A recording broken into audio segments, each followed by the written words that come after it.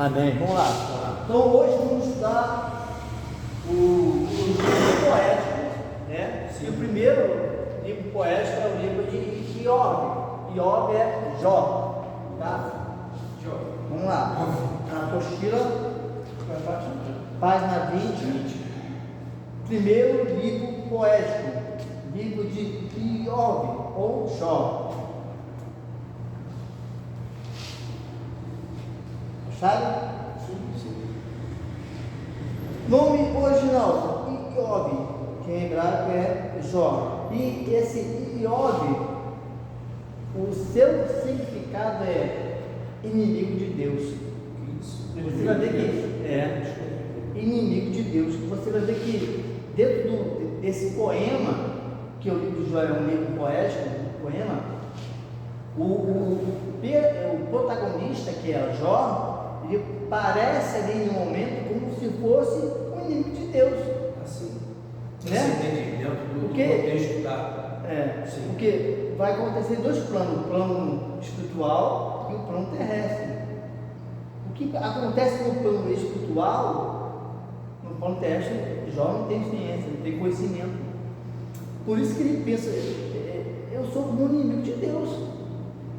Né? Deus está me ferindo, Deus está me dizendo, porque eu sou inimigo de Deus. Então tem isso, tem a ver com o nome de Iov, né? Inimigo de Deus. Né? Não, mas se, por exemplo, antigamente se dava muita ênfase nessa questão do significado do nome, né? E aí, quem escolheu o nome dele? Provavelmente seus pais. Então, primeiro, que Jó, ele não é um hebreu, ele é da terra de Uz, que era perto de Edom, não é hebreu. Então, esse nome aqui tem alguma coisa a ver com a descendência do povo dele, essa questão. E quando foi trazido para o hebraico, dentro do enredo da história, foi colocado o quê? Como esse conceito de ele estar é o inimigo de Deus. Né? Vamos lá. Autor desconhecido, mas muitos eles atribuem esse livro a Moshe como o principal, depois vem Eliú, Esdras e Salomão. Então, tudo indica que é mais provável que o autor seja Moshe, Moisés. Por quê? O livro mais antigo da Bíblia qual é? É Jó. Ele vem antes mesmo que Gênesis. Por quê?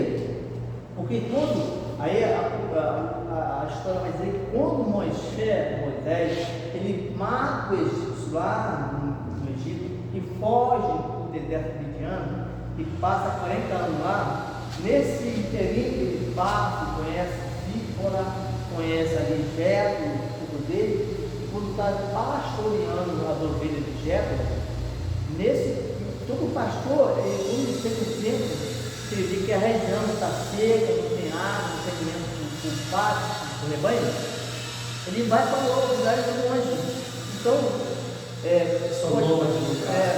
pode ser que nesse episódio, Moshe, ele partiu com as ovelhas de Jetro todo, e aí ele encontrou outras caravanas de pastores, e ele conheceu essa história e escreveu, antes mesmo de escreveu quem Pentateu.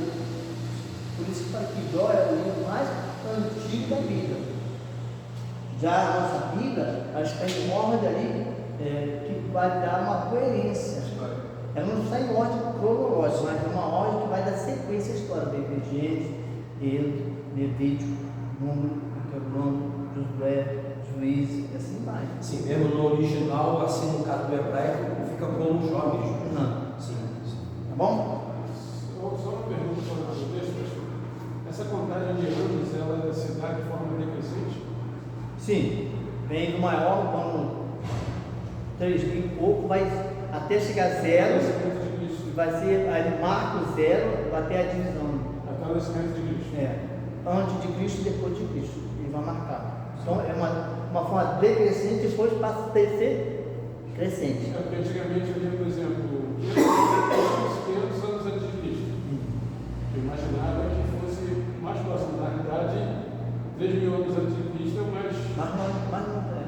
Por exemplo, quando o ano de Abraão, 2.992 antes de Cristo, ou seja, teve um bom período até chegar a Cristo. Marcos 0 depois contado. Sim. Amém? Vamos lá. Data desconhecida, mas se sugere que seja do 5º século ao 2º século antes de Cristo. Local desconhecido, mas, como eu volto a falar, normalmente é atribuído a Moshe, que escreve lá no deserto de Midian. Pastor, mas Moisés, no caso, ele teria escutado essa história e produzido uma escrita ou uma revelação? Não, ele escutou, ele pegou essa informação de terceiro, escreve, e foi aprovado, tanto é que ele entrou no canônico hebraico, e ficou. E realmente Jó existiu. Ele existiu. Sim. Tanto é que Cristo vai fazer referência a Jó. Ah, sim. Então, você vê que foi um personagem dele, que fala que Jó não foi verídico, então Jó não foi verídico também, mas Jesus fala dele também. Assim como Jonas ficou 3 dias e noite no período do peixe, assim consta que ficou. Então, Jesus dando, endossando que Jó, como Jonas, existiu realmente. Tá? Vamos lá, abra sua Bíblia em Jó 42, versículo 5, é o versículo chave, 5 e 6. Jó 42, versos 5 e 6. A sua colheita, faminto a devora, arrebatando até os que se encontram no meio de espinhos, e os sedentos sugam os seus bens, porque a aflição não vem do pobre, e o sofrimento não brota do chão. Jó 42, 5 e 6. O meu está diferente. Jó 42. Eu te conhecia só de te ouvir. Pode ser? Essa aí. Essa aqui, né? Ah, eu botei capítulo 5, por favor. Tá. Jó 42, versículo 5 e 6. Por isso que eu escrevi, falei, mas a versão dele foi diferente. Eu te conhecia só de te ouvir, mas agora os meus olhos te veem. Por isso, me abomino e me arrependo no pó e na cinza. Então, esse é o versículo chave do livro de Jó. Sim. É interessante que Jó, o livro de Jó, vamos lá, capítulo 1. Jó, capítulo 1.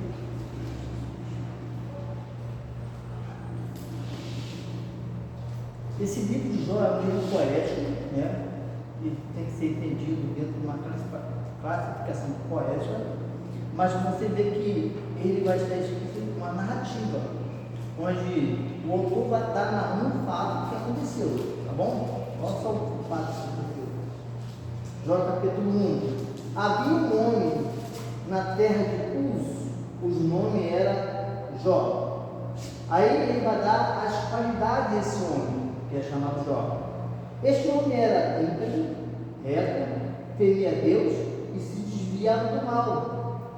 E nasceram-lhe 7 filhos e 3 filhas. Tinha 7.000 ovelhas, 3.000 camelos, 500 juntas de bois e 500 jumentas. Também tinha muitíssima gente a seu serviço, de maneira que este homem era o maior de todo o Oriente.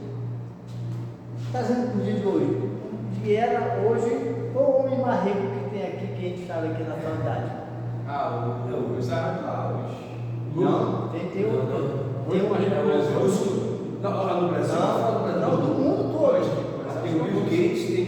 Não, tem mais. O dono da Amazon. Amazon. É mais rico que Bill Gates. É o- sabia? é o Que Bezos Bezos também. também? Que Musk também?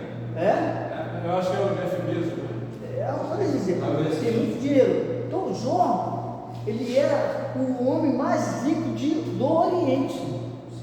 Hoje ele tinha uma fortuna que era incontável.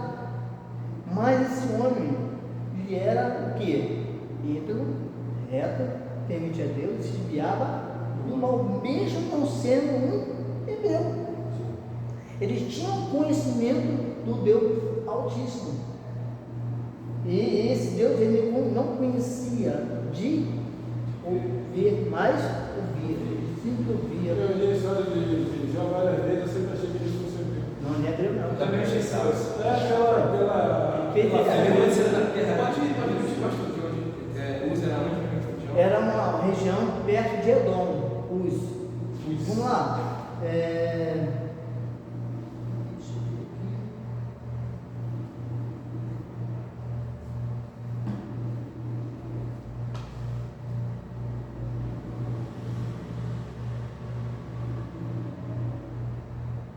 Quando chegar.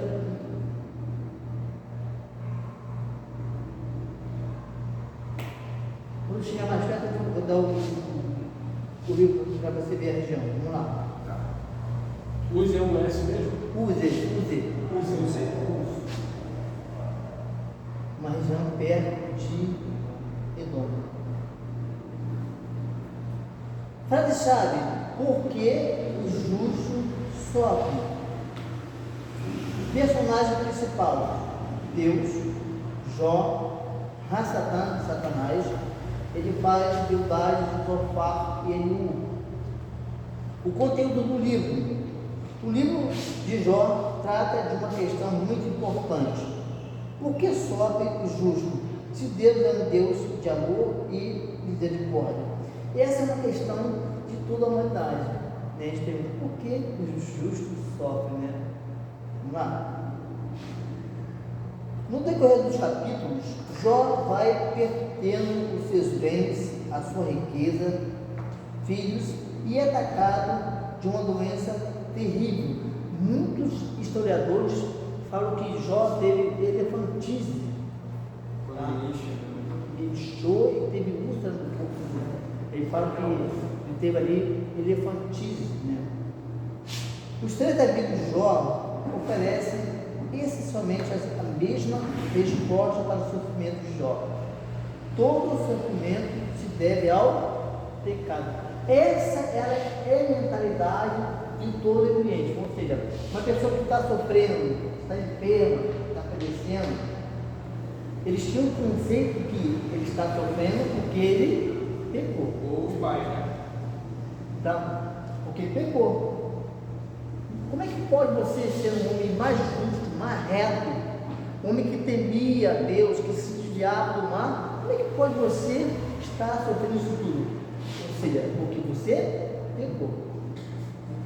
Não pecou pouco, pecou muito. Esse é o entendimento. E esses 4 amigos aqui de Jó vão a ele com esse entendimento. Jó, você pecou muito. Vamos lá, abra sua Bíblia. Esse é o entendimento correto, não? Não. Abra sua Bíblia em João, capítulo 9. Mas depois não explica no final o motivo pelo qual ele passou por tudo isso. Só a partir do capítulo 38. Então, É uma longa história dele. Até Jó ter sido por que estava acontecendo isso com ele, vai passar muita coisa. Porque o fato dele ter medo tudo aquilo significava não ter confiança necessária em Deus. Não, essa é a ideia dos amigos. A ideia dos amigos é que Jó estava padecendo as mazelas porque ele pecou. Mas não é porque Jó pecou. Aí no final, a partir do capítulo 38, Deus vai falar: Jó, sinta o teu nome, porque agora eu falei contigo. Porque Jó tinha um pecado, sabia? Jó tinha um pecado que ele mesmo não conhecia. Aí Deus vai falar com ele qual é o pecado. Vamos lá, mas depois vamos seguir aqui. João capítulo 9, versículo do 1 ao 3. Veja para nós. João 9. João capítulo 9, versículo 1 ao 3.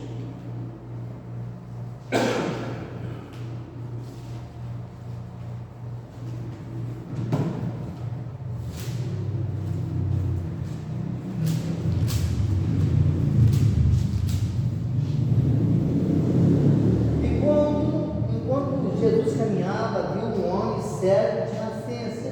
E os discípulos perguntaram a Jesus: Mestre, quem pecou para que este homem nascesse cego? E Jesus respondeu: ele, ou seja, para que nascesse cego, ele ou os pais dele? Os discípulos perguntaram. Aí Jesus respondeu: nem ele pecou, nem os pais dele, mas isso aconteceu para que nele se manifestasse as obras de Deus. Ou seja, nem toda enfermidade é oriunda do pecado. Entendeu? Jesus fala o quê? Eles se perguntaram, de quê? Isso era que o Oriente tinha em mente, está sofrendo. Mas hoje em dia muitos ainda pensam assim. Não é, mas é uma ideia, um pensamento errôneo. Nem toda enfermidade, nem toda mazela é fruto do pecado. Por exemplo, você pode pegar uma pessoa aí, por que uma criança com 6 anos de idade tem câncer? Porque um bebê que nasce com uma deformidade física, que chega a óbito, não tem pecado. Não? Mas Então, aí, geralmente, Licença, pode ser que... Pode falar, pode ser que a pessoa esteja errada, mas geralmente existe uma razão, um motivo clínico para isso, né? sim, mas a ideia principal do Oriente é que todo mundo tem enfermidade, é pecado. E Jesus falou que, mestre, esse homem, por que nasceu cego? Ele pecou ou os pais dele? Porque isso está impregnado na mente do Oriente. A doença estava ligada diretamente ao pecado. A Jesus, nem ele, nem os pais têm pecado. Mas ele nasceu assim para que se manifestasse a obra de Deus. Então tem coisas que acontecem, né, na nossa vida, ou uma criança nasce doente, pode ser para que, através da enfermidade, Deus manifeste o seu poder dele, a família e a ele também. Eu tenho um sobrinho que tem 1 mês de nascença. Ele foi internado com uma pouquinho de... Ele estava à beira da morte, à beira. A igreja orou, todo mundo orou, e graças a Deus ele foi melhorando, e isso aumentou a fé dos pais. Os pais são evangélicos, mas estavam afastados, mas pensam que através daquele ato, a família se voltou mais para Deus. Sim. Então Deus tem os planos dele, aí você não vai saber. Por quê? Porque Deus tem os planos dele na tormenta. Então, nem tudo é pecado. É isso que Jesus deixou claro. Nem ele, nem o pai dele pecaram, mas nasceu assim para que se manifestasse a obra de Deus. Amém? Vamos lá. Tema do livro. O livro de Jó trata de um maior de mistério, o sofrimento. A pergunta que ressoa por todo o livro é: por que sofre o justo? Jó, um homem descrito como perfeito, é despojado da riqueza, dos filhos, da saúde, suporta essas aflições com paciência.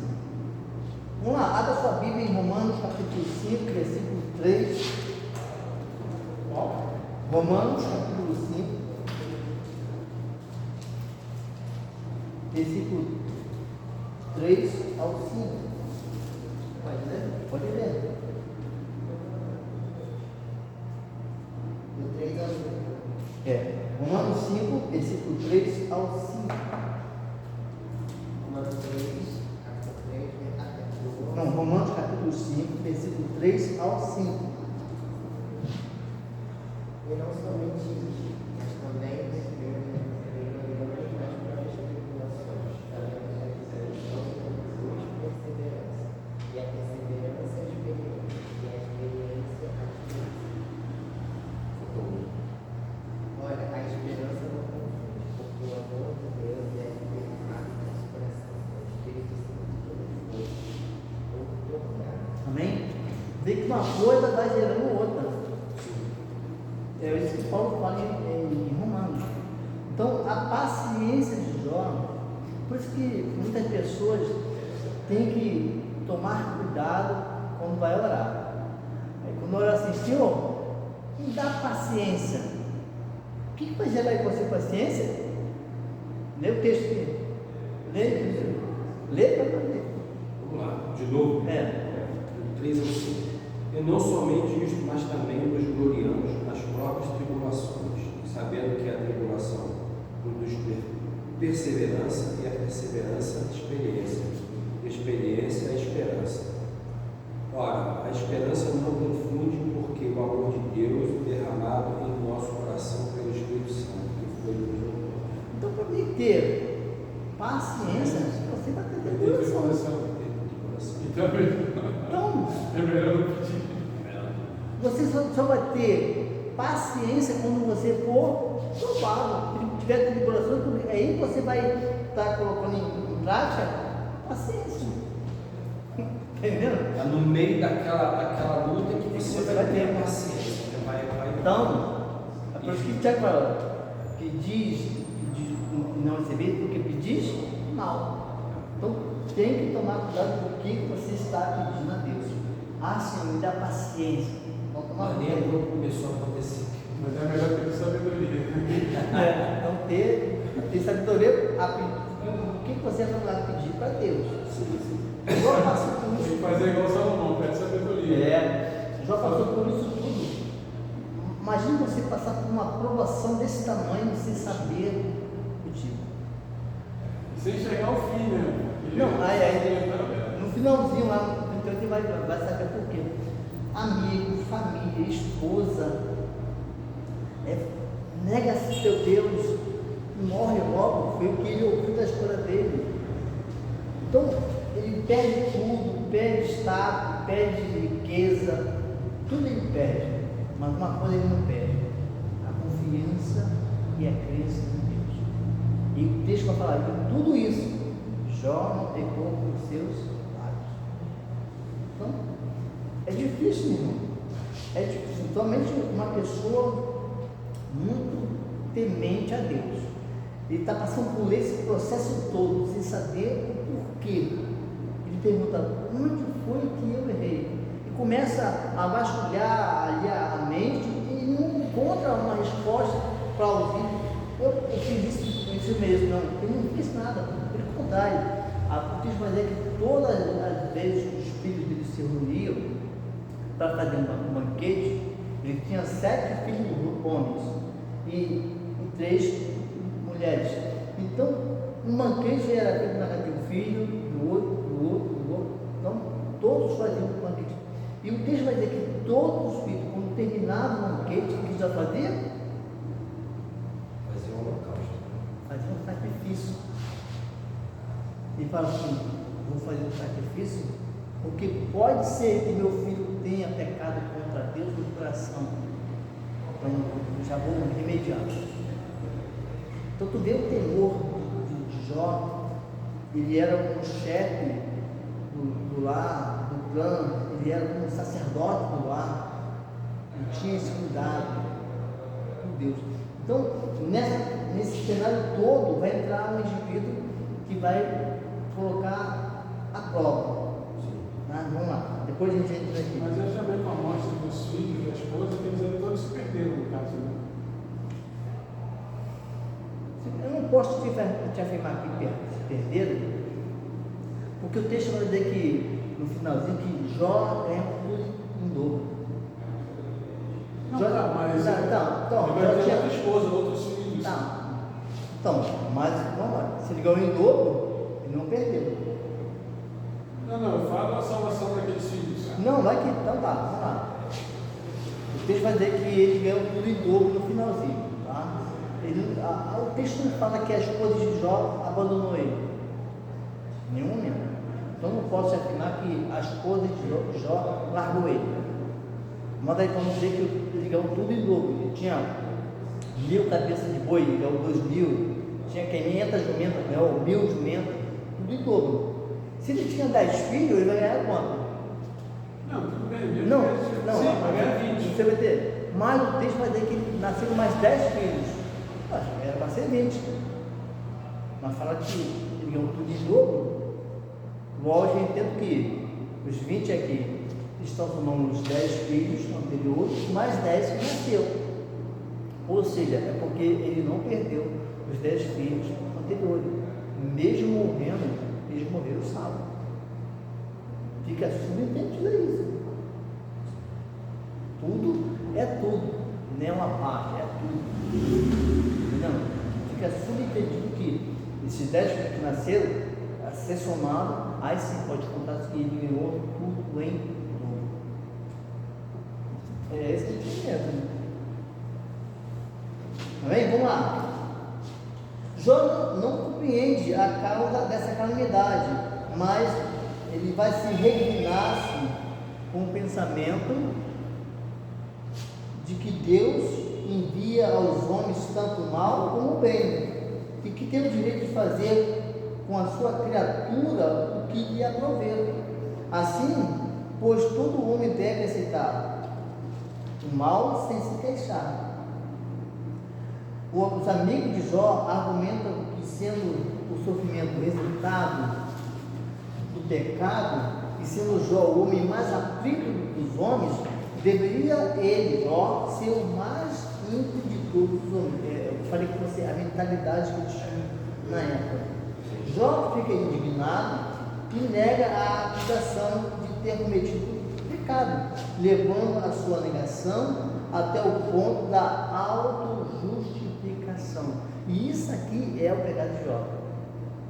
Ele se autojustifica. Tá? Vou falar daqui a pouco isso. Mas primeiro eu quero que você abra sua Bíblia em Romanos, capítulo 9.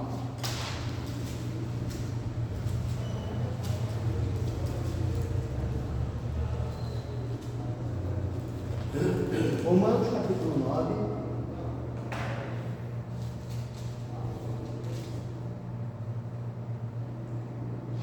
Versículo 20 ao 24.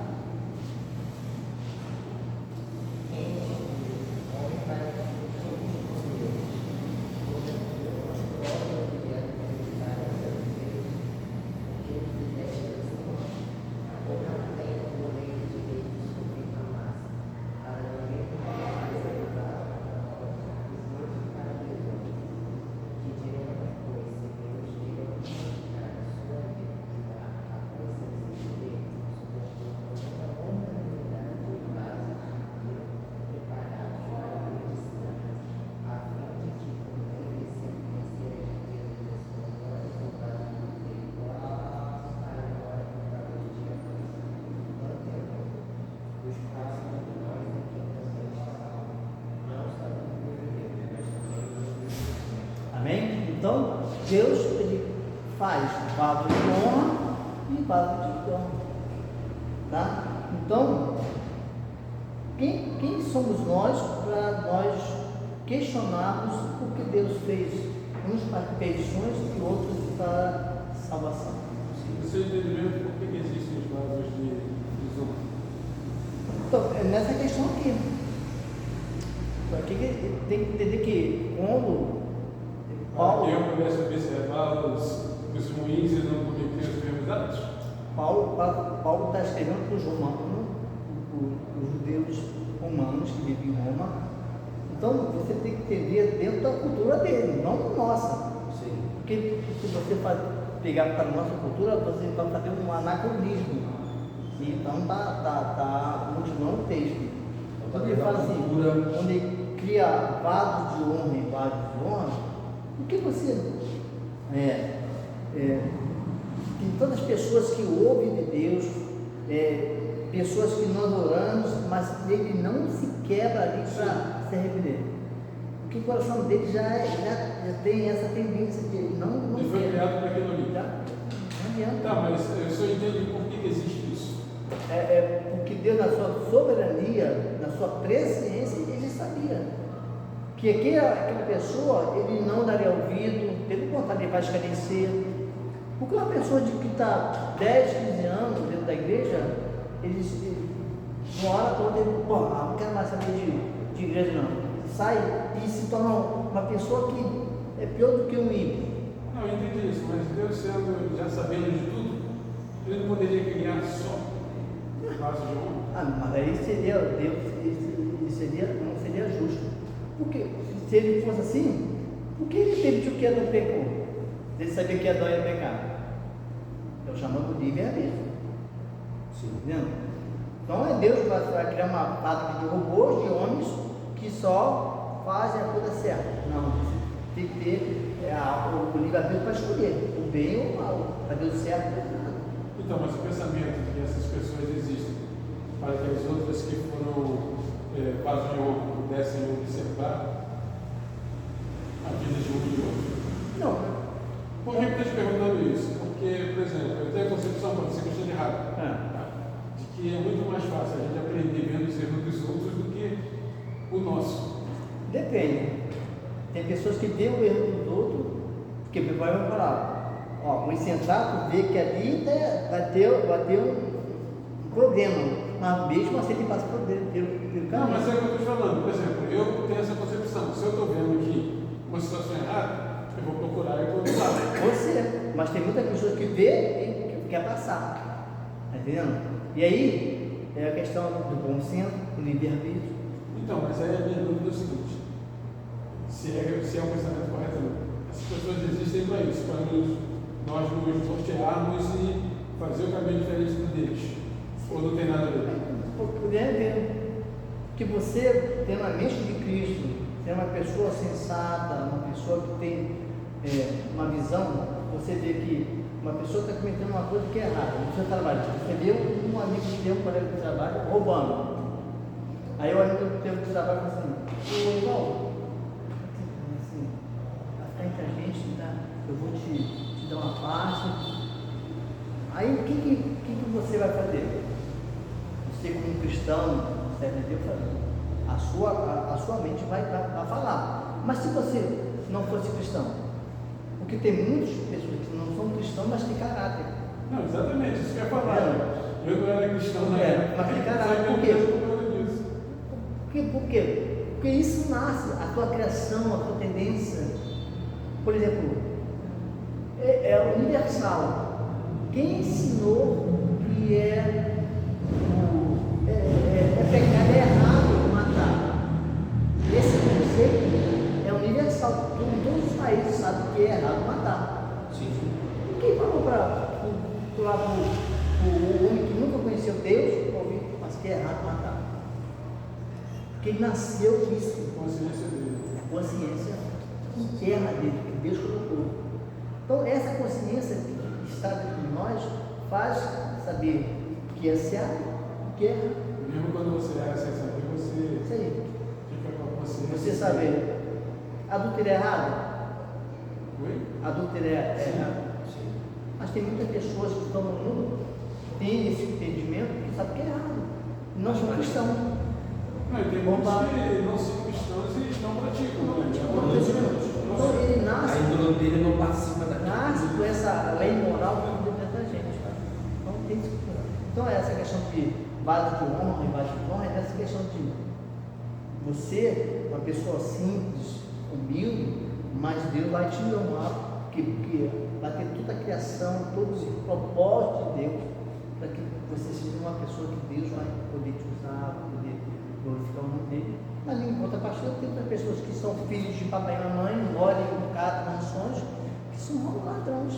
Entendeu? Então é muito. A índole da pessoa. Toda pessoa nasceu com tudo, tinha tudo do bom e melhor, mas mesmo assim ele é um estelionatário, ele rouba, mata, ele não precisa mesmo mais. Ele pratica esse ato. Tem essa Tem tendência. um irmão que ele se converteu agora, graças a Deus, se converteu assim. Mas camarada, ele é novo, mas. E a minha mãe é espírita. Só que ela, graças a Deus, quando ele se converteu. Esse aí é o que Deus vai lutar muito. Vamos lá. Então, ele vai ver que o pecado que ele não enxergava, que ele não conseguia chegar em si próprio, mas que Deus vai apontar através desse processo que ele vai passar, da autojustificação. Isso aí seria o quê? Seria Ou seja, soberbo? ele se achava que ele estava isento de pecado. E a Deus vai falar, abra sua Bíblia, 1 João, 1 João.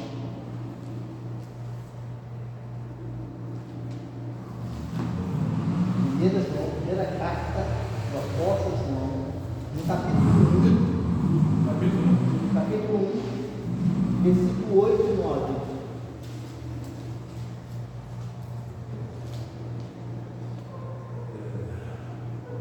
João.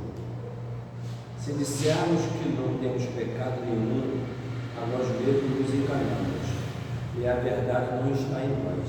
Se confessarmos os nossos pecados, Ele é fiel e justo para nos perdoar dos pecados e nos purificar de toda injustiça.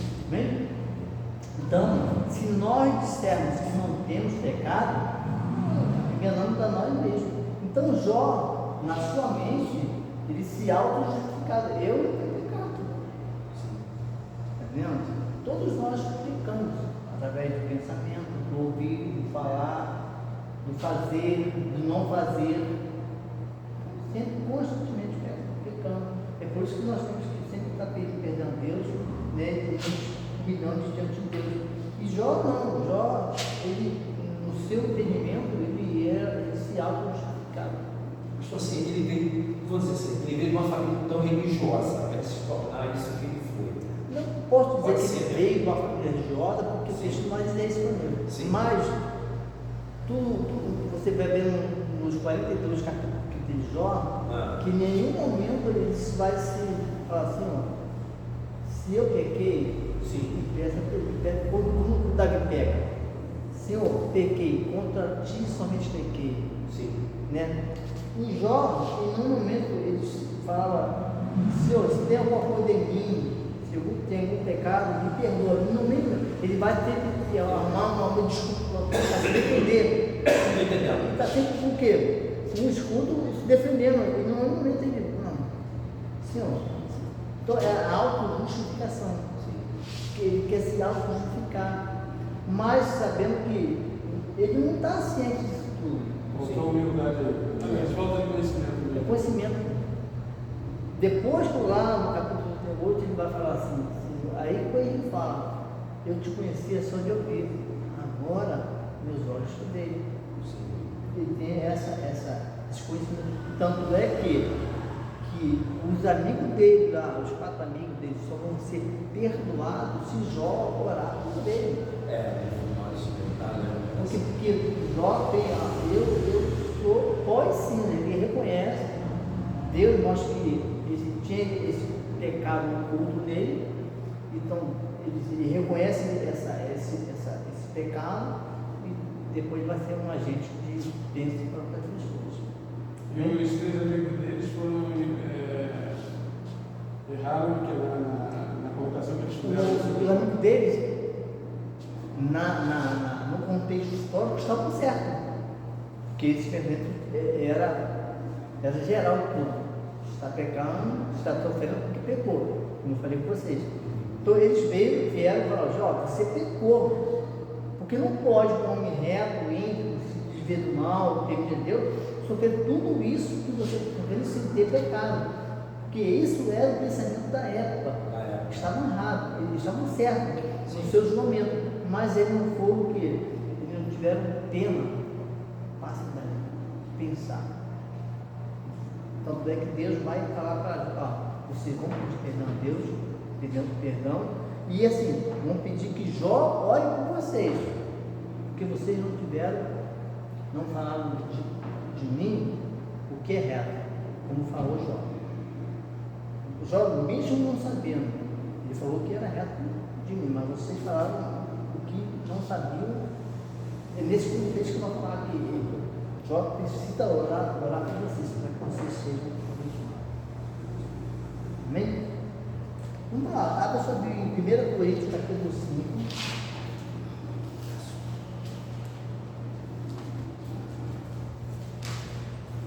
Coríntios, capítulo 5, versículo 1 ao 5.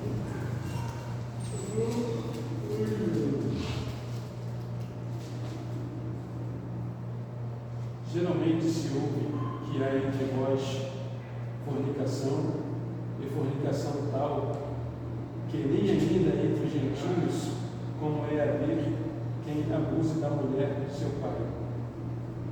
Estais inchados, e nem ao menos vos entristecestes, por não ter sido dentre vós tirado quem cometeu tal ação. Eu, na verdade, ainda que ausente no corpo, mas presente no espírito, já determinei como se estivesse presente, que o qual tal praticou. Em nome de nosso Senhor Jesus Cristo, juntos, pois é o meu Espírito, pelo poder de nosso Senhor Jesus Cristo. Se entregue a Satanás para a destruição da carne, para que o Espírito seja salvo no dia do Senhor Jesus. Não é boa a vossa jactância. Não sabeis que um pouco de fermento faz levedar toda a massa. Alimentai-vos, pois, do fermento velho, para que sejais uma nova massa, assim como estáis sem fermento, porque Cristo, nossa Páscoa, foi sacrificado por nós. Aqui fala que Paulo falando à igreja de Corinto que esse homem tinha pecado, que mesmo Paulo estando ausente de corpo, fisicamente, mas ele estaria com o seu espírito junto com aqueles outros restantes do irmão, para expulsar esse irmão que tinha cometido esse pecado esse que era pior que os ímpios. Ele fala assim, eu vou pegar que esse indivíduo seja entregue, né, a Satanás, para ter repreensão do corpo, mas que a alma dele seja salva. Então, ok. A ideia que traz é que aquele homem ia sofrer enfermidade, ia padecer muito, para que ele pudesse ser salvo, para que a alma dele seja entregue a Deus e ele seja salvo. Então, ele vai sofrer na carne a enfermidade. Então, para você ver que a ideia que tinha era essa, a cultura judaica lá, de padecer sofrimento fisicamente, né, com questão de pecado, né, mas que a alma. Então, Jó estava passando por esse processo todo na concepção do amigo dele, porque ele tinha pecado. Eu posso compreender aqui nesses versículos que mesmo o salvo, ele estando em pecado, ele vai sofrer as consequências, mas não vai perder a salvação. Não, depende. Isso é conflitante. Porque depende da sua maneira de raciocínio. Se você quer na predestinação ou quer no livre-arbítrio. O texto, tem vários textos para dar vazamento para você, para um para outro. O texto vai dizer que toda alma que pecar, essa alma vai morrer. Vai ter consequência. Não é porque você é um predestinado, eu sou predestinado, posso dizer o que quiser, não vai ter nenhum problema. É isso? Não, eu não estou dizendo assim. Eu não estou dizendo que eu concordo com isso, porque, por exemplo, existe uma linha batista que pensa o seguinte: uma vez salvo, salvo para sempre. Vocês me perdoem, vocês são batistas, eu também agora estou me batista, mas eu não consigo ver dessa forma. Deus me perdoe se eu estiver errado. Não, a sua ideia é mesmo que eu não quero mudar. Mas é o seguinte: a salvação você vai confirmando ela dia a dia. A Bíblia fala assim: lutai pela vossa salvação. Sim. Se eu tenho que lutar, realmente, eu não tinha pensado nisso. bom, Coisa diária. ser santo, porque eu sou santo, quer dizer, santidade é um processo, não um estado. E não seria uma característica de um predestinado ter essa garra de lutar todo dia pela sua salvação? É isso que eu acredito. É isso aí. Mas você tem pessoas que fazem, eu estou salvo, eu posso fazer o que quiser. Aí não é um salvo para mim. É porque assim, eu entendo assim, que Deus não dá risco no inocente. Né? Então as consequências que eu fizer lá, eu vou lá na frente vai tudo esse mundo. É a lei da semeadura. De repente, às vezes até eu nem percebo que aquilo que está passando comigo foi aquilo que eu fiz lá. Se a gente pegar como exemplo, Né? não, Não, cara, mas isso não foi se a ser gente pegar como exemplo Davi, meu homem segundo o coração de Deus, mas cometeu um pecado horrível, né? Um monte de pecado Qual horrível. foi a consequência? Não, ele sofreu as consequências. Mas aí, se salvou no final, a alma dele foi salva. Pode ser. Mas a fala assim, a espada não vai sair da tua casa. Filho matou outro filho. O filho estuprou a irmã. Não, sim, o ato dele é uma discussão, mas ele vai começar o seguinte, que uma vez salvo, sempre salvo. O complicado é que tem exemplos que favorecem um lado e exemplos que não favorecem, né? Eu vi isso sim. Eu vou fazer uma pergunta, talvez não sei se não pode continuar. Não. Interessante, uma coisa que eu já ouvi uma pregação. Assistar até aqui, e aqueles que você salvam pelo fogo. Purificação. Pelo fogo, como assim?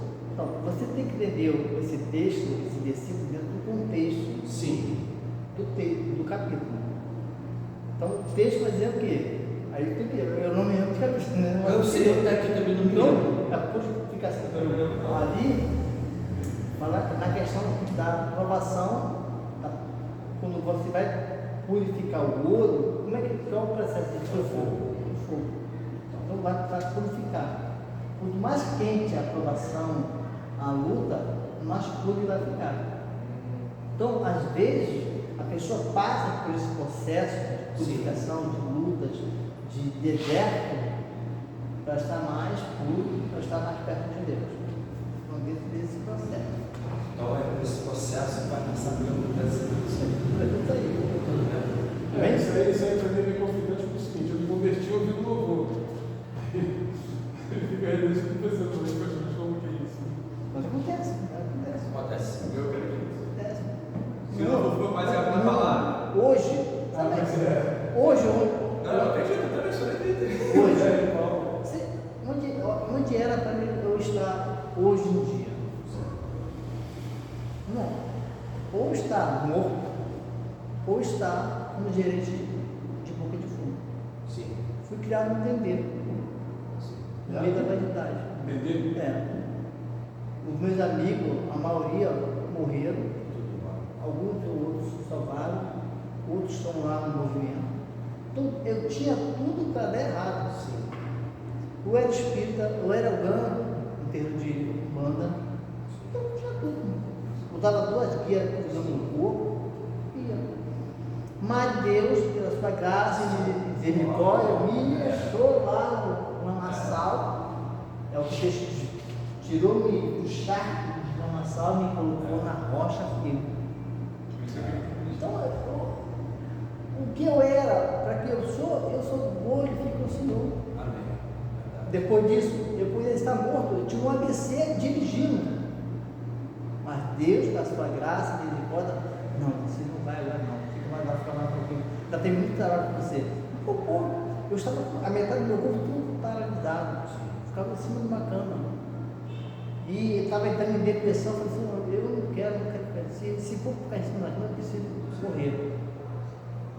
Porque eu amo ensinar, eu gosto de ensinar. Graças a Deus, louvado seja o seu nome, gente. Mas é cada coisa interessante. Então, A minha mãe é espírita, a família, a ciência toda, né? Muita gente. Hoje em dia eu tenho uma irmã, que ela é da Assembleia, minha irmã se converteu agora na Universal. Eu sou convertido mais ou menos há uns 10, 15 anos. Mas a coisa que eu mais detestava é quando eu tinha que ir com a minha mãe para o centro, que eu tinha que acompanhar ela, ela não ia sozinha. Cada coisa, me batizado na cachoeira. Aí minha esposa veio para mim e falou assim, pô, não acredito que você agora você é batizado. Se batizou na cachoeira, se batizou na católica. A católica não tinha entendimento de nada. Não é cachoeira, eu fui enganado. Agora não, agora eu estou onde eu quero. Mas eu quero não, onde Deus me trouxe.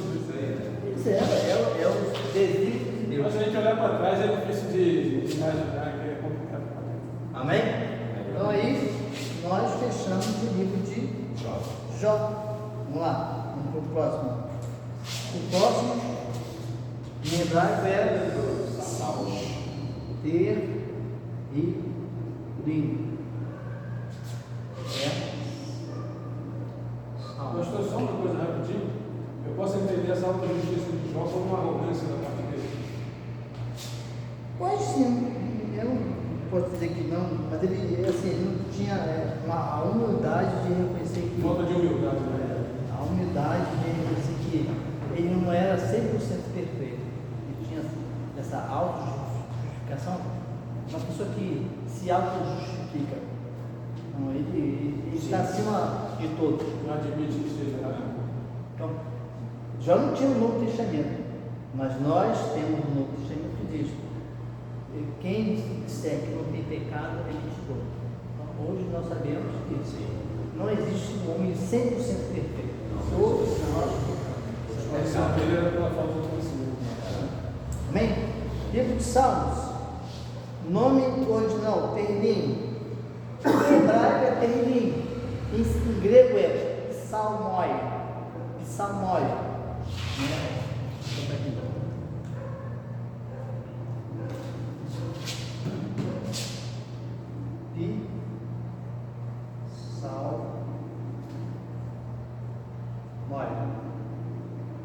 Um P. Bermuda. Psalmoi, em grego. Psalmoi. O livro de Salmos, ele não tem capítulo, tá? Você vai ver ali sempre se inventa cânticos espiritual. É um livro de cântico. E até hoje, lá entre os judeus, ele é usado como livro de cântico. Você já viu lá a reportagem do judeu quando está lá de frente, o muro das lamentações, ele fica. Por que fica assim? Aí fica lá orando com a mão no muro. Eu esqueci desse versículo. Já viu lá? É. Mas sempre ele fica. Esse é o muro das lamentações? O que ele bate a cabeça? Não sei não. Então, ele fica assim. Fala assim, é para dar o ritmo. Porque eles estão cantando o ritmo do sinal. É só isso, achei que fosse. Dá o ritmo da canção. Porque Se torna como um cântico. é o cântico. É o cântico. Tá, nós temos aqui o cantor cristão. O hino de Salmos é o cântico. O cântico do judeu. Sim. Amém? Então ele fica assim. Caramba. Vamos lá. Autor. Tem vários autores. Aqui temos Davi, Salomão, Moisés, Hazar, Moisés. Ele também escreveu um salmo. Você sabe qual é o salmo que Moisés escreveu? Você pergunta quais são que eles Salmos 90. É um salmo que escreveu Moisés. Salmos 90. Né? Provavelmente Esdras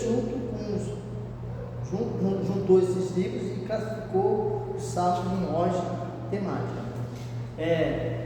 Davi, quantos salmos existem? 150 salmos. Davi escreveu 73 salmos, quase a metade de Davi. Você vê, por isso que ele era um salmista, né? Era um homem que sempre estava em contato com Deus. 77 salmos? 73. 73.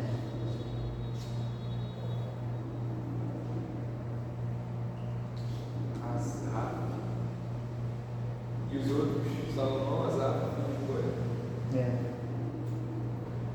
Vamos lá. Data. Os salmos foram escritos por vários autores através de vários anos e devem ter sido escritos com raras exceções no período que vai do ano 1000 a 500 a.C. Aproximadamente, ou seja, a época entre o início do reinado de Davi e a volta dos judeus do exílio. Local, Israel. Tema: as respostas do povo de Deus às bênçãos e provações, ou seja, adoração. Versículo-chave, Salmos 19, 14. Vamos lá. Salmos 19.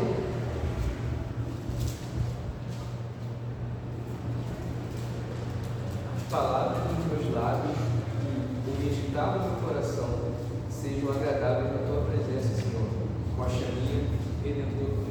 Amém? Palavra dos meus lábios e o meditar do meu coração sejam agradáveis na tua presença, Adonai, minha rocha e redentor meu. Então, prazer de Davi era sempre ter se contato com Deus. Você vê o salmo, qual o maior salmo que temos na Bíblia? 119. Quanto versículo tem? 176. Não. 175. Caramba. Se você ver lá o Salmo 119, abra sua Bíblia aí, o Salmo 119.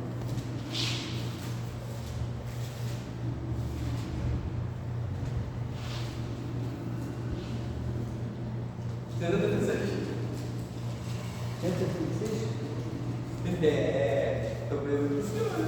É a vez que eu comigo. Nossa, meu Deus.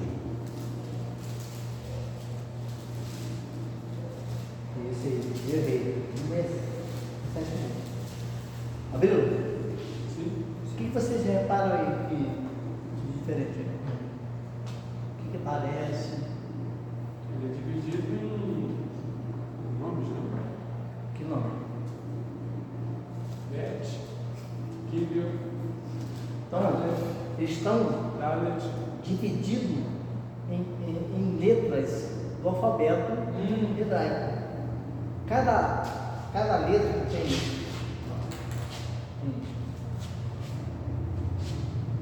Aleph, Bet, Gibeon, Dalet. Cada letra aqui contém 8 estrofes. Você multiplicando 22 vezes 8, quanto é que dá aí pra gente ver? 22 vezes 8.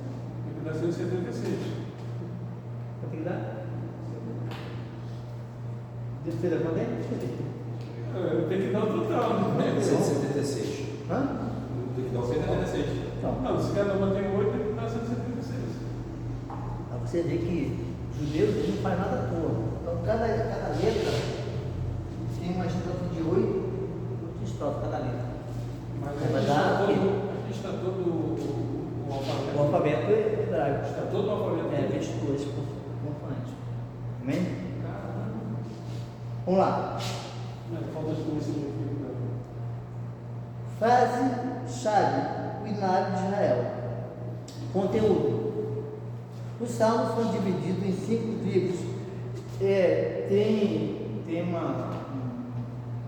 um estudo, um conhecimento entre o meio acadêmico, que esses 150 salmos eles estão subdivididos em 5 livros, que se faz referência ao Pentateuco. Por exemplo, no livro 1 até o Salmos 41, pode anotar assim, do Salmos 1 até o 41, livro de Gênesis.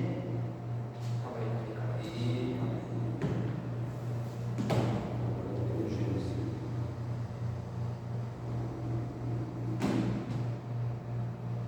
Segundo livro, do 42 ao 72. 72?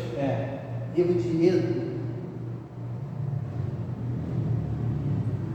Terceiro livro, Salmo 73 ao Salmo 89.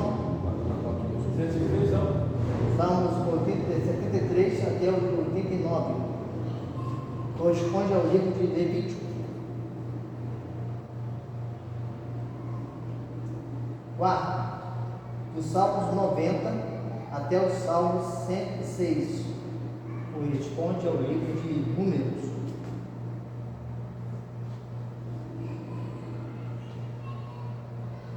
E quinto e último, Salmos 107 até o 150, corresponde ao livro de Deuteronômio. 107 e 150. 107 até 150, corresponde ao livro de Deuteronômio. O que quer dizer essa correspondência? O Salmo conta? Entre os estudiosos, tanto o cristão como o judeu, fala que esses livros eles vão corresponder ao livro do Pentateuco, que é um livro que todo judeu ele tem como uma primazia na instrução do conhecimento de Deus. Então, é uma analogia que a gente faz isso, a esses livros, o livro de Salmo com o livro do Pentateuco. Uma analogia a esses livros. A história de... Não quer dizer que vai dizer tudo que está no livro de Gênesis, mas faz uma analogia que algumas coisas ali estão semelhantes. Se você depois tiver paciência, você lê ali os Salmos que foi aqui listado, 5, ali do 1 até o 41, você vai ver se tem alguma semelhança com o Gênesis. Lê só para você ver. Aí depois você me fala. Amém? Vamos lá. Classificação. As categorias de salmos mais geralmente reconhecidas como salmos. Aqui eu vou mudar um pouco. Essa categoria aqui é o seguinte, bota aí. Classificação. É a mesma medição. Classificação. Temos os salmos 1, natureza.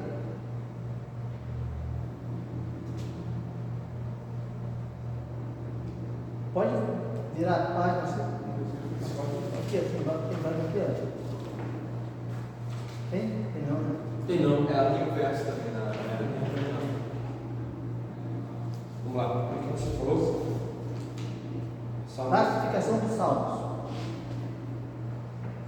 Classificação, salmo, lamentação, não, né? Aí quando você botar salmos, natureza.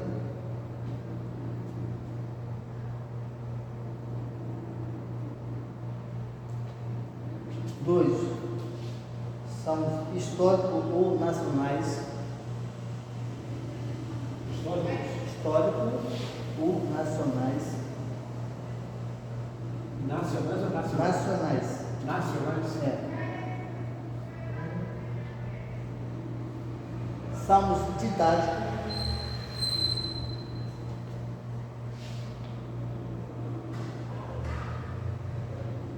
Salmos messiânicos.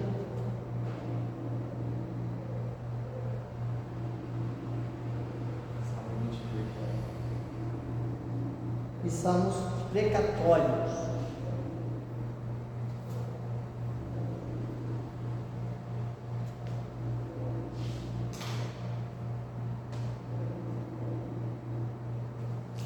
Alguém sabe o que é salmos precatórios?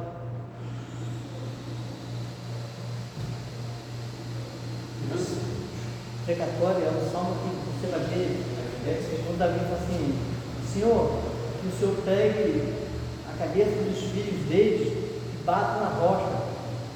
Está chamando, invocando que o Eterno se vingue dessas nações caídas. É um salmo precatório, de invocar a justiça de Deus sobre as nações ímpias. Um salmo precatório.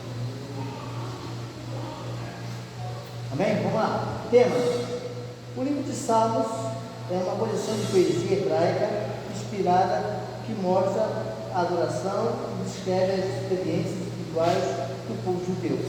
É a parte mais íntima do Antigo Testamento e dá-nos uma revelação do coração judeu católico e percorre toda a escala de suas experiências com o Eterno e a humanidade. No livro histórico, vemos Deus falando ao homem, admoestando os ímpios e consolando os justos, à luz do futuro. Mas nos Salmos, vemos o homem falando a Deus, descobrindo o seu coração em oração e elogio, falando acerca de Deus e descrevendo e exaltando pela manifestação de seu glorioso atributo. O Santo do Antigo Testamento fala desta maneira ao seu Deus, fosse qual fosse a sua experiência, fosse de prosperidade, de adversidade, de bênçãos ou castigo, ou êxtase mais elevado ou desalento mais profundo, sempre predomina uma nota de toda a sua adoração e louvor.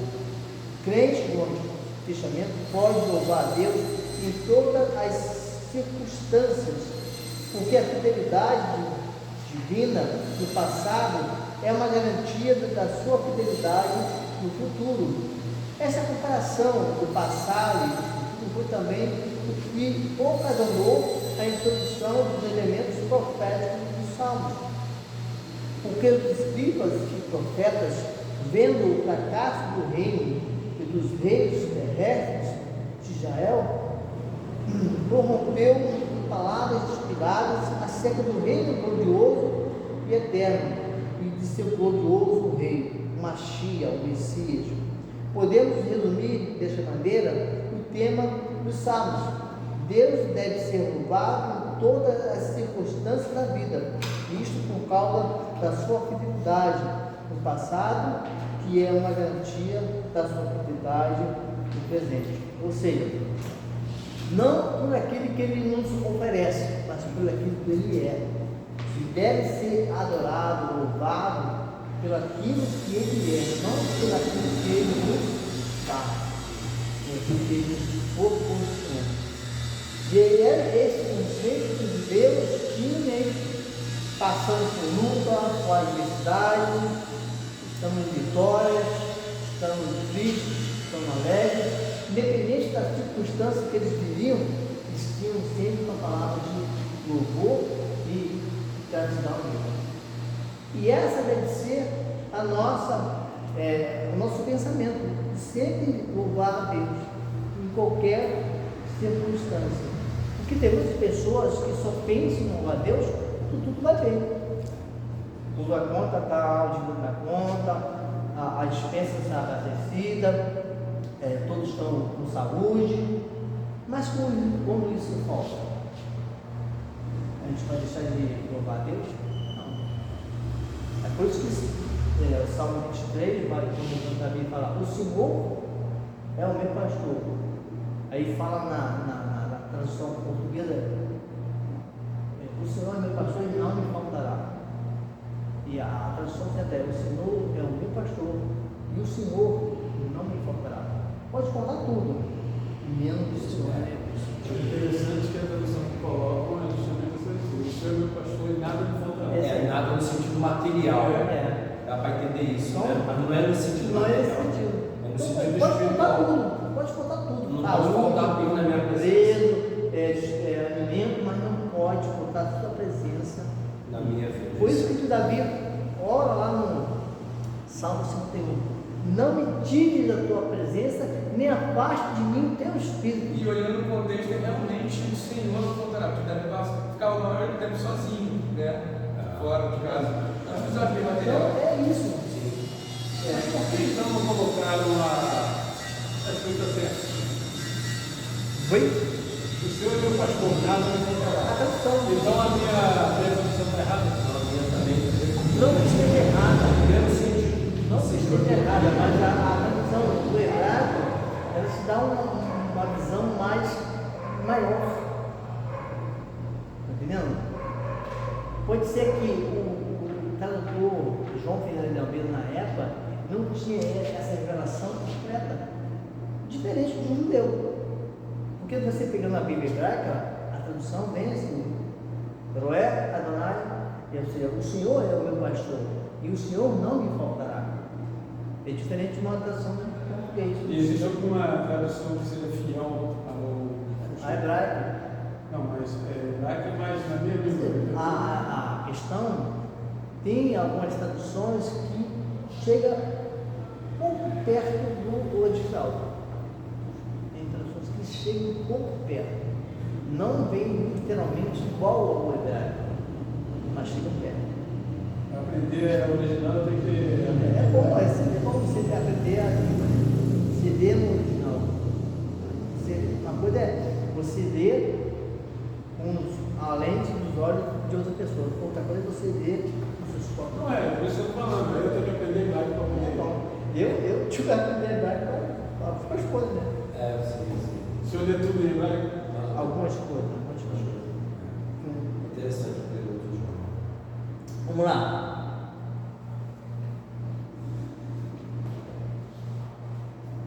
Então, o livro de Salmos, é essa canção. Todos os judeus ele tem consigo esse. É interessante que o livro de Salmos, que é um livro poético também, mas o poema hebraico é diferente do poema do Ocidente. Por exemplo, aqui temos um poema que todos conhecem. Batatinha, quando nasce, espalha ramas pelo chão. Não conhece, não ouviu das Pelo suas menos mãos. vai disparando, né? É. Porque o poema ocidental é um poema que é baseado em ritmo. Batatinha, quando nasce, espalha ramas. Vamos lá, pegar, espalha ramas pelo chão. Traga mamãe no bolso e papai no coração. Rimou, mas na poesia hebraica ele não se preocupa nesse ritmo. Sim. A ideia dele é mais, se preocupa mais no paralelismo. Né? Por exemplo, vamos lá, Salmo 1. Dá só uma vez para vocês verem aqui.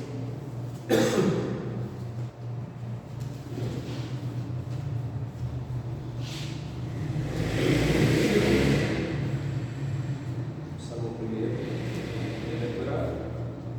Bem-aventurado o varão que não anda segundo o conselho dos ímpios, nem se detém no caminho dos pecadores, nem se assenta na roda dos escarnecedores. Agora lê o trecho. Pois será como a árvore plantada junto ao ribeiro de águas, a qual dá o seu fruto na estação própria, e cujas folhas não caem, e tudo quanto fizer prosperará. Amém? Então, você leu aqui, bem-aventurado é aquele que não anda no conselho dos ímpios, não se detém no caminho dos pecadores e não se atenta na roda dos escarnecedores. Aí o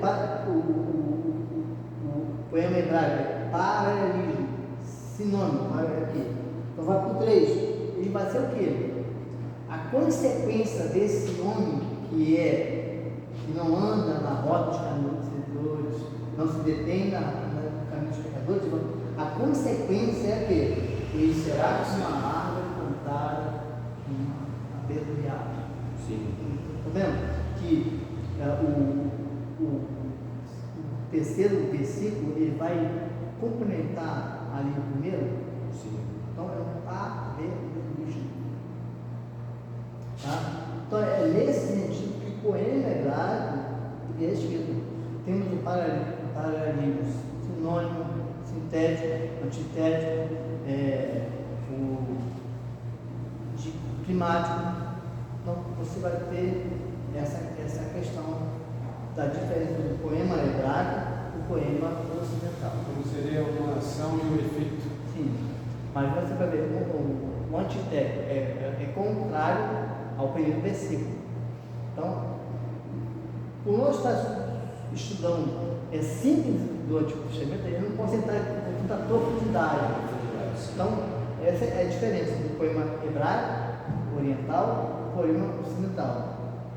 O paralelismo, esse paralelismo pode ser sintético, antitético, pode ser o paralelismo de antagonismo, vai ser contrário ao primeiro, vai ter poemas assim também, nessa classificação do poema hebraico. Amém?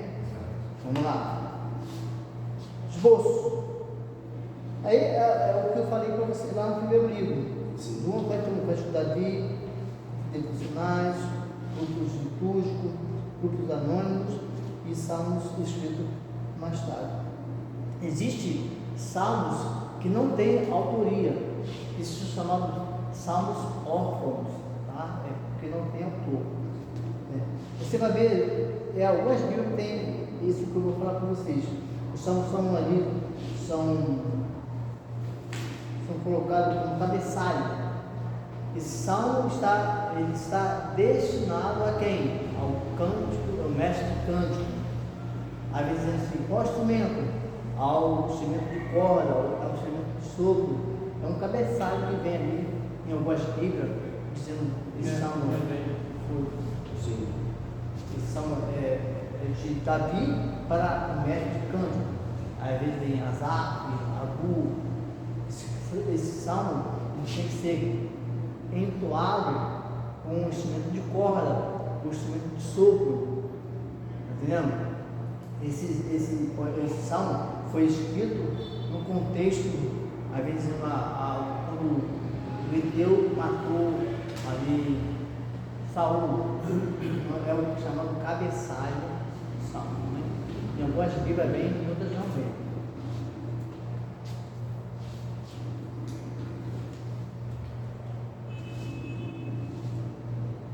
Alguém sabe o que significa salmos? Alexandre Amor, o que significa salmos? Então ela chama de são cânticos. A palavra salmos, né, terrim, é elogiar. É elogiar. Elogio. Quando nós estamos entoando um salmo, nós estamos elogiando ao Eterno. Amém? Livro de Eclesiastes. Provérbio.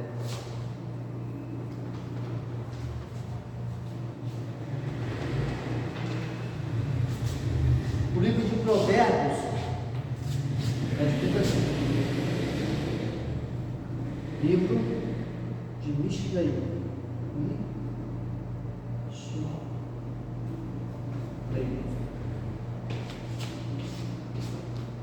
É o primeiro livro de Salomão.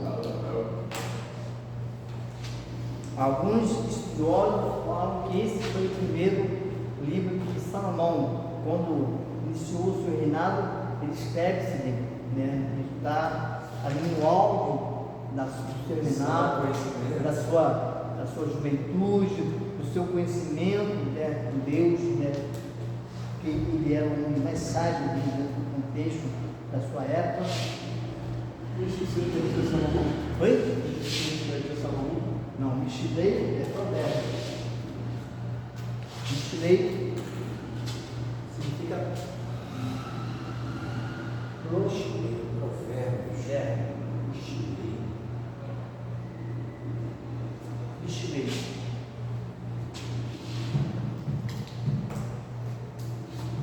Nome original, Mishlei. Autor, a maior parte dos provérbios foi escrito por Salomão. Vamos lá, 1 Reis, capítulo 4, versos 32.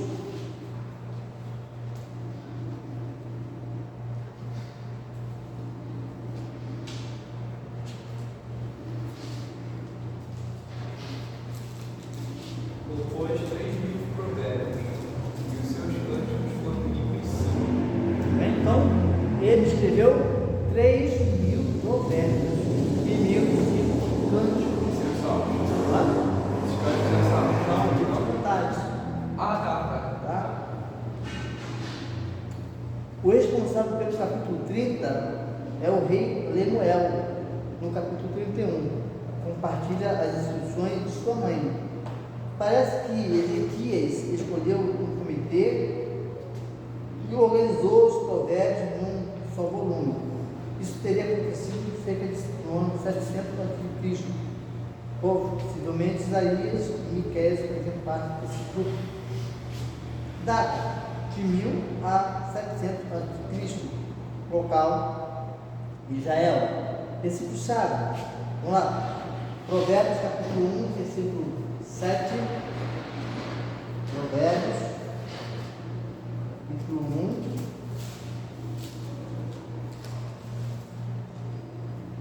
Versículo 7.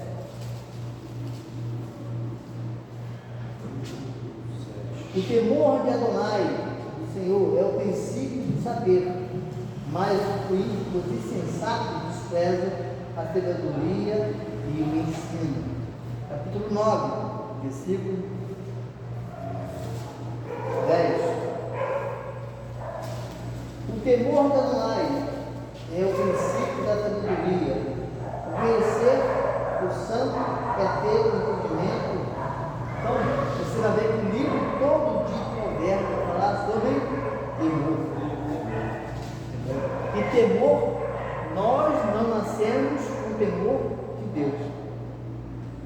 temor se aprende. Temor, ele é passado através dos pais aos filhos. Nós temos a obrigação de ensinar nossos filhos a temer a Deus. Hoje, infelizmente, por muitos pais negligenciarem essa parte de ensinar o filho a temer o Senhor, é que muitos filhos nem sequer sabem de Deus ou têm temor de Deus. E os que não nascem desse evangelho, como é que é? Eles não têm. E ressurreição. Não tem. Não tem. Eu até 18 anos, eu pensava que eu estava no lugar certo adorando Jesus Cristo, porque eu via lá em cima do Gongá com Cristo de braço aberto. Sim.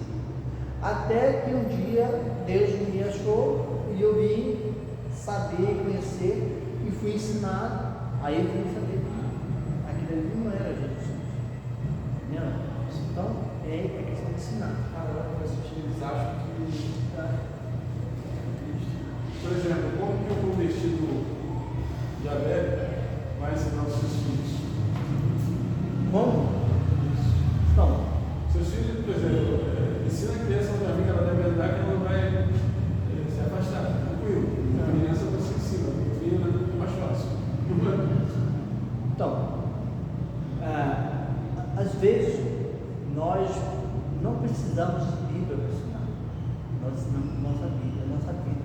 Não, sim, a Não. gente ensina de base conceitos. Então, às vezes, por exemplo, você está adulto, formado, depois de tem 15 anos que você se converteu, mas seus filhos já são adultos, formados, todos os filhos vão ter a mudança que teve na sua vida.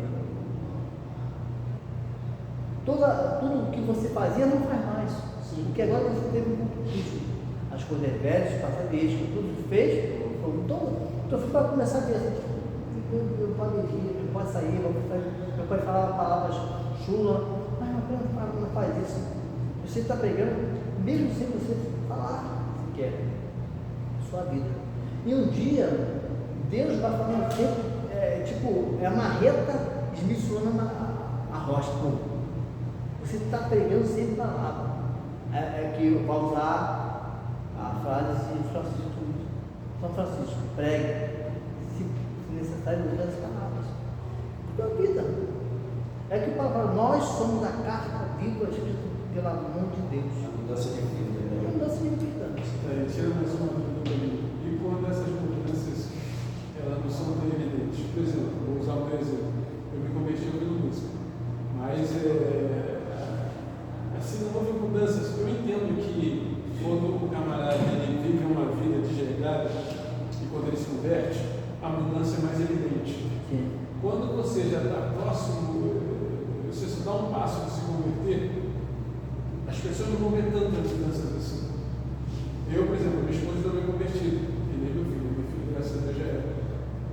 Então eu procuro muitas das vezes limitar as minhas atitudes, justamente para que eles possam perceber a mudança. Mas não foi uma mudança tão radical, né? Eu sempre fui mais ou menos o que eu sou hoje. Então, Mas tem alguma mudança? não, tem mudança, tem. Essa mudança a gente percebe. Assim, a esposa, a mulher, tem mais essa sensibilidade de saber. Meu irmão, está diferente. Não, sim, eu Tem- sei que ela lutou. Tem a diferença. Mas às vezes o ruim, por exemplo, de todos os exemplos que nós tivemos de história até hoje, todos os exemplos que ela teve na realidade, que ela deu foram exemplos ruins. Uhum. Então isso é Mas aí Muitos amigos da faculdade falam isso comigo. você vai ser o marco para você falar que nem todos são como ela pensa que é. Não, sim, hoje dá para dialogar assim. Tá? Se eu convidar ela para mim, ela vai vir, tranquilo. Mas só que até algum tempo atrás, ainda hoje, infelizmente, né, a gente vê muito nas mídias, na TV, na internet, então você vê muito exemplo ruim, esse garoto agora que se dizia o profeta menino, então essas coisas é horrível, sabe que é um processo de conversão então, e presta muita atenção nas coisas, isso é terrível. Por isso que eu tenho que falar, sempre falo, você tem que ser na sua cara o que você é na igreja. Não, sim. Isso ali é. Eu não tenho como fazer uma dicotomia do que eu sou na igreja, do que eu sou em casa. Não dá, porque você mesmo não vai conseguir fazer Você isso. não tem como. Vai chegar uma hora que a batida vai cair. Então, se eu sou a mesma coisa que eu sou na igreja, em casa, esse meu testemunho vai falar com a sinceridade. E aí, não é eu que vou converter, não é você que vai convencer suas coisas, é o Espírito Santo. É ele que convence a pessoa do pecado, da justiça, é o Espírito Santo. Mas você vai ser um agente nessa transformação. Mas aí, pastor, também, eu posso dizer, a nossa oração, eu oro muito para meus filhos. Oração. Eu não estou na igreja, tudo bem. Lá na frente, a minha oração vai surgir efeito que para Deus tocar neles como tocou em mim. Né? Porque eu já vi casos de os pais morrerem e os filhos só se converter depois da morte do pai. Então, a oração durante aquele período, né, fez que lá na frente Deus tocasse. Né? Por exemplo, meu irmão foi o primeiro a se converter da minha família. Chama o Bartel, ele ia se suicidar. Minha família tinha uma máxima de suicídio. Meu avô se suicidou, minha avó, minha mãe ia se suicidar. Meu irmão estava na vareta, ele montou o fuzil aqui embaixo e ia pensar em matar. Até que ele ouviu uma voz e parou aquele momento ali. E no dia que estava no serviço, tinha um cabo da guarda que era cristão também. Então foi o cabo orou com ele. No dia seguinte ele estava no culto que tinha no quartel. Então ele foi o primeiro a se converter. Chegou em casa, o primeiro amor radical. Ele pegou as imagens do meu pai, pegou no bicho, né? Ele pregava para mim e quando a gente me chamava para ir para a igreja, ele falava, não vem aqui. Eu estava cursando para cá, também na Marinha. Ele ia na gandaia, não. Pregava sempre, me chamava para a igreja. Não quero, estou muito bem aqui. E um belo dia, eu estava em casa, em casa segundo curso. A minha esposa falou, Marcelo, para mim uma irmã em casa vai orar. E eu e minha ex-esposa estava passando por uma dificuldade, que só eu e ela sabia. Né? Então a irmã chegou, botei camisa, fui lá, e nesse dia a irmã começou a orar, e Deus usou a irmã para dar uma revelação para ela. Falou assim, aquilo que vocês querem, e o motivo de vocês estarem brigando tanto, Deus vai conceder vocês. Eu fiquei pensando, sabe alguma coisa? Interessante. Sabe nada. Aí falou assim, e ela falou assim, o que você está pensando aí é o que eu vou fazer. Eu não preciso de ninguém para me falar. Ela colocou a mão no ventre da minha esposa e começou a orar. E ali, minha esposa tinha problema para ter filho, e ficava a posição, você que é estéril, você que é aquela ofensa, não tocando no né? E ela colocou a mão ali e realmente foi o meu primeiro filho que nasceu. E naquele momento ali eu me rendi, caí de pé, aceitei Cristo, depois fui na igreja, aceitei. Então, meu irmão, tantas vezes tentou me levar para a igreja, mas achou uma palavra, é o que a Bíblia fala. Paulo negou, Apolo cultivou, mas Cristo cuidava do crescimento. É um tempo de Deus. Então, a parte dele fez. Aquele trabalho que você veio fazer, Isso aí Então, esse é o trabalho. A gente às vezes não vê. O arroz, ele leva 5 anos para brotar aquele brotinho. Mas para baixo ele cresceu. Então você não está vendo, mas está crescendo. Então Deus está assim. Eu falo muito da oração, eu tenho meu exemplo de vida, né? Batista, mas com 17 anos, como o senhor fez, eu saí para a estrada da vida. Né? Mas eu sempre obedeci a minha mãe, que ela falou, vai ter culto em casa hoje, não sair de casa. Então, lá na frente, já quase com 40 anos, eu aceitei Cristo. Mas teve lá a semente. Justamente a oração, aquele alicerce, eu sei que a minha mãe orou muito por mim. A minha semente foi louvor mesmo. Temos o livro de Provérbios, é uma coleção expressões curtas e concisas que contêm lições morais. E o propósito do livro é declarado logo no princípio, a saber, dar sabedoria aos jovens. Está lá no capítulo 1, versículo 1 ao 7. É um livro prático do Antigo Testamento, que aplica os princípios de justiça, pureza, piedade, vida diária. A sabedoria ensinada no provérbio não é meramente carnal ou prudência comum, mas sim baseada no temor do Senhor. Podemos assim resumir o seu tema, sabedoria prática, tendo como fonte a base do caráter religioso. O temor do Senhor é o princípio da sabedoria.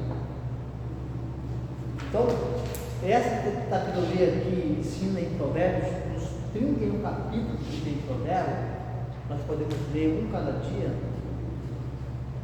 Uma sabedoria que não é meramente terrena, ela vem do alto. Tanto é que, como o Salomão escreve, ele está no auge dele com Deus. Então, ele vai dar instruções ali para os jovens, ensinando aos jovens ter temor. O temor de Deus, ele é o princípio da sabedoria.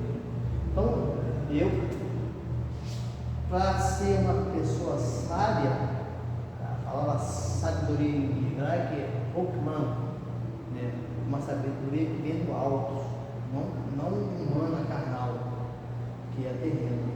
E essa sabedoria que vem do alto é que Deus quer que nós chamemos. Tiago fala assim: se você tem falta de sabedoria, peça a Deus que Ele dá a cada um com prazer. Então, nós temos que pedir sempre Deus essa sabedoria, não carnal, não terreno, mas de Deus, para resolver a situação. E o primeiro desafio de Salomão foi o quê? Qual o primeiro desafio dele? Da criança. Da criança. É uma mãe, duas prostitutas, cada uma teve um filho, mais uma, a noite quando dormia com a criança, rolou por cima da criança, matou, e ela vendo que a criança estava sem vida, trocou as crianças. E aí, um dia amanheceu, a mãe viu o filho que estava morto, mas percebeu que aquela criança não era filho dela. E leva a causa a Salomão. Salomão ali, julgando ali, uma falando que o filho é dela, a outra falando que não, é meu. Salomão, tá, você está falando que é sua aí, você está falando que é seu? Pega uma espada, vamos pastar no meio, você fica com uma parte da criança e outra. E aí a mãe verdadeira falou: não, se for para fazer isso, eu prefiro abrir mão do meu filho e entregar para ela. E Salomão ali, naquela atitude ali, viu que ela era a verdadeira mãe. E deu de volta para a criança para a mãe. Então foi o primeiro teste. E aí foi. Então, todo mundo prestando atenção, se ele tinha sabedoria. Sabedoria é essa, né? Então, por isso que Salomão era o homem mais sábio naquele contexto ali. Né? Amém? Vamos lá, vamos seguir. Vamos lá. Próximo livro. Livro de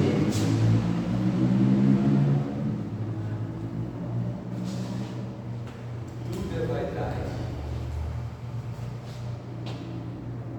livro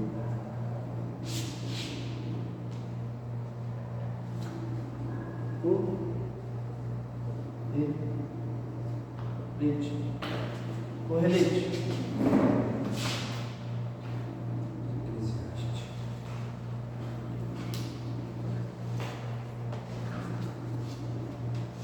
Nome original, correlete, ou seja, aquele que convoca a assembleia, né? Autor Salomão, data 1000 a.C., local Israel, versículo chave. Vamos lá, Eclesiastes capítulo 12, versículo 13 e 14.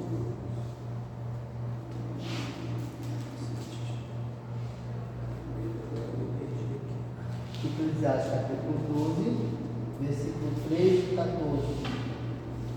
Além do mais, meu filho, leve em conta o seguinte: não há limite para fazer o livro, e o muito estudar em falo da carne. De tudo que se ouviu, a conclusão é esta: tema a Deus e guarda os seus mandamentos, porque isto é o dever de toda a pessoa. Porque Deus há de trazer a juízo todas as obras, até as que estão escondidas, quer sejam boas, quer sejam más. Então, o livro de Eclesiastes é um livro que tem uma fase de Salomão que já é mais, que ele está mais afastado de Deus. Você vai ver essa diferença. Né? Os 3 livros de Salomão, qual foram os 3 livros? Provérbios, Eclesiastes e Lamentações. Não. Provérbios, Eclesiastes e Cantares. Então, o livro de Eclesiastes, você vai ver ali na escrita, que é um livro que Salomão está afastado de Deus. Ele fala como um homem terrestre, não como um homem espiritual. Né? Vaidade, tudo é vaidade. Né? Esse é o tema principal do livro. Então você vai ver essa diferença. Essa é a fase de Salomão quando ele está completamente afastado de Deus, longe dos caminhos do Senhor. Conteúdo. Frase sabe? O significado da vida, vaidade. Conteúdo. A mensagem do livro pode ser definida em termos de 3 proposições. Quando se olha para a vida, pode-se concluir que tudo é fútil, já que é impossível discernir qualquer propósito na ordem dos acontecimentos. B. Apesar disso, a vida deve ser desfrutada, no máximo, com a compreensão que ela é um dom de Deus. E C. Um homem sábio viverá em obediência a Deus, reconhecendo que Ele julgará todos os homens. Então, vamos falar, vaidade é vaidade, né? Não há nada de novo, tudo é um ciclo, né? É assim, você repete, é como se fosse o livro de Juízo, né? Aí fala que nada de novo debaixo do céu.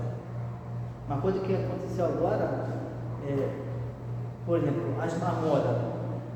Tinha, voltando a pouco atrás, uma moto que existiu lá nos anos 60. Então, é nesse sentido que as coisas se repetem, mas de um modo diferente, mas dentro desse contexto se repete. Então, não há nada de novo debaixo da terra. Nós nascemos, crescemos, produzimos, né, frutificamos, temos família, envelhecemos e morremos. Esse ciclo. E vai dar a continuidade através da sua descendência. Por isso que os judeus têm muito a questão da descendência. Por isso que era humilhante uma mulher judia não dar filhos ao marido. Por quê? Quando ela não desse esse filho, a geração daquele homem seria morta. Acabou. Então cairia no esquecimento. Mas através dos filhos, o nome dele vai sempre ser lembrado. Né? E eles tinham assim, por exemplo, o cego estava lá, o cego, o nome dele era Bartimeu. Ele era o nome dele, ele era conhecido como Bartimeu. A palavra Bartimeu é o quê? A palavra Bar. A palavra Bar em hebraico é filho. Então, filho de Timeu. Então, filho de Timeu. Bartimeu. Filho de Timeu. Então, o filho era reconhecido pelo pai. Por exemplo, Tiago João, filho de Bar-João. Bar-João. Filho. Nesse nome também, Bar-João. Jesus fala. Sempre essa tendência da descendência, da genealogia. Sim. Que era importante. Então, a mãe que não dava o filho do marido, ela era humilhada. Eles tinham isso. Você vê que quando Isabel e Zacarias têm filho, já está em alta idade. Depois, na idade dele, Abraão, Sara, tiveram filhos em alta idade, mas era o que tinha um propósito. Né? João Batista vocês conhecem, e Abraão você também conhece a história. Vamos lá. Tema do livro. No livro de Provérbios, tomamos conhecimento da sabedoria que tem seu principal princípio em Deus. Agora, em Eclesiastes, tratamos de sabedoria meramente natural, ou seja, carnal. Vamos lá, abra sua Bíblia em Tiago, capítulo 3.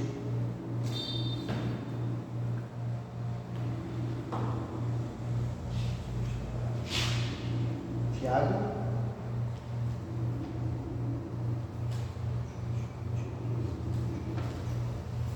Versículo 15 a 17.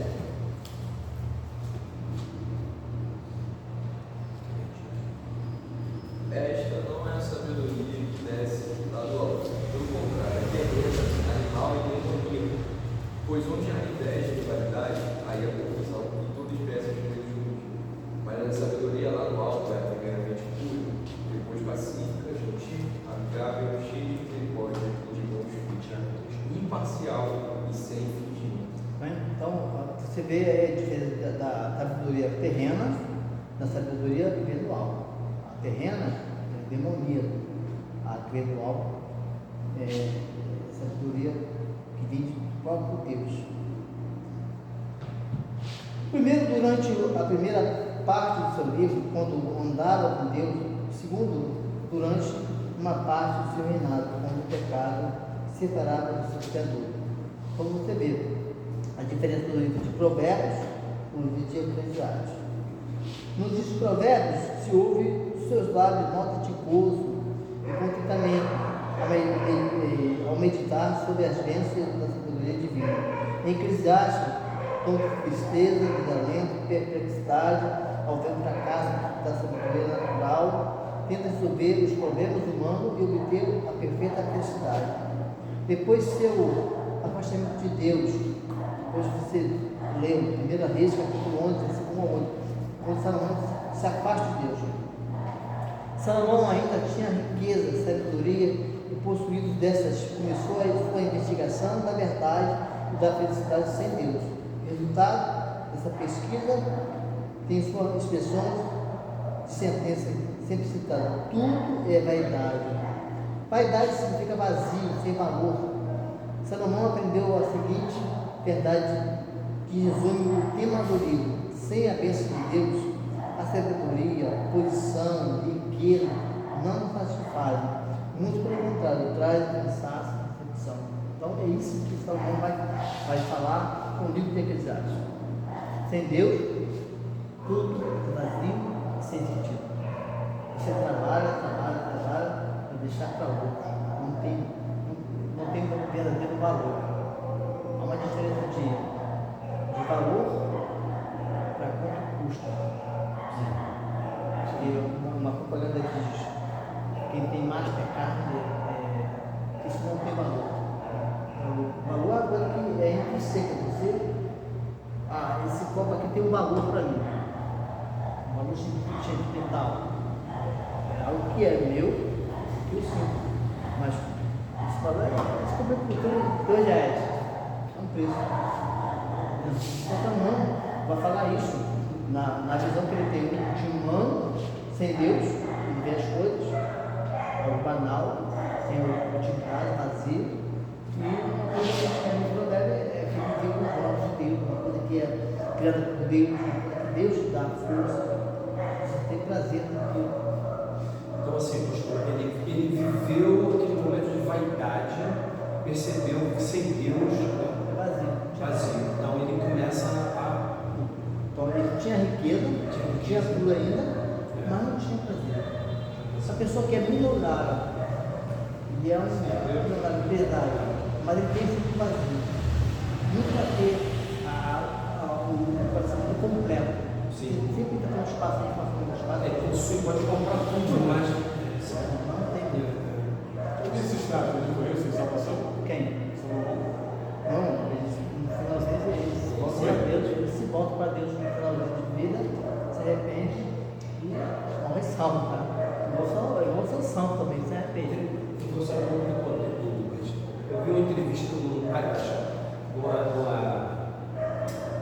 televisão inglesa entrevistando Harrison Ford. E no final da entrevista, ele virou para o jornalista e falou assim: a única coisa que eu quero Senhor perguntou a mim e tudo que eu pus, eu fui feliz. Aí ela ficou assim, né? Então ele não foi feliz durante a sua fama, a sua carreira, tudo que ele conquistou. A única pergunta que ela fez a ele fez a ela com a senhora perguntou a mim se eu fui feliz nisso tudo. Não, que fez o. Essa é isso mesmo. Amém? Vamos lá.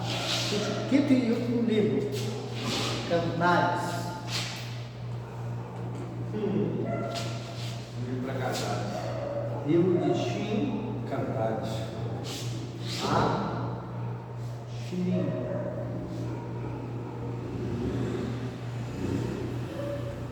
Shin Hashirin. Canto dos Cânticos.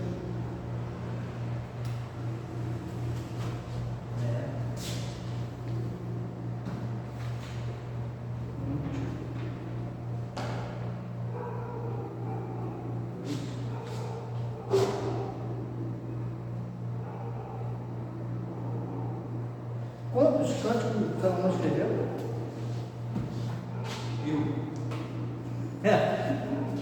Não, Deixa eu achar. Ah, ele falou lá em Isso, esse livro. 25 cânticos. 25. É, 25. Ah, aqui isso, mas acertei.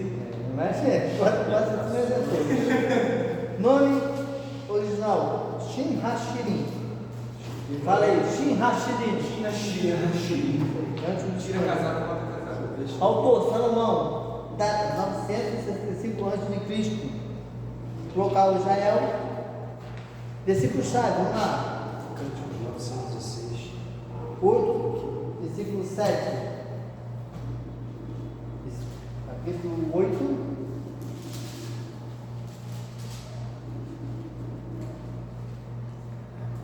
Versículo 7. As muitas águas não podem apagar o amor, nem os rios afogá-lo. Ainda que alguém ofereça todos os seus bens da sua casa para comprar o amor, serviria em troca apenas dos desprezos. A palavra-chave é amor no casamento. Conteúdo: um poema lírico em forma de diálogo. O livro descreve o amor de Salomão por uma jovem sunamita. O rei vem disfarçado à vinha da jovem, ganha o seu coração e no fim faz dela sua noiva. Tema: Cantar de Salomão é uma história de amor que glorifica o amor puro e natural e focaliza a simplicidade e a santidade do matrimônio.